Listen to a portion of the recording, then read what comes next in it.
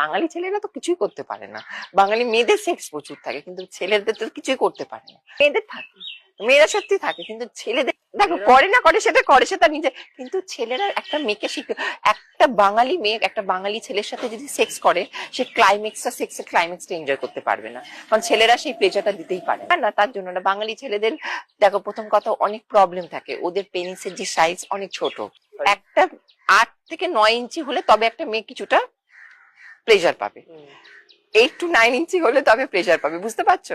আর না হলে কিন্তু সে, আর তারপর কি প্রিম্যাচুর ইজাকুলেশন হয়, তারপর অনেকে ডিলেড ইজাকুলেশন হচ্ছে, ঠিক আছে? তাহলে এই প্রবলেম গুলো থেকেই যাচ্ছে। তারপর অনেকের কি হচ্ছে, অনেকের ধরে রাখো মানে ইরেকশন মানে ইরেকটাইল ডিসফাংশন যেটা, সেটা প্রবলেম হচ্ছে।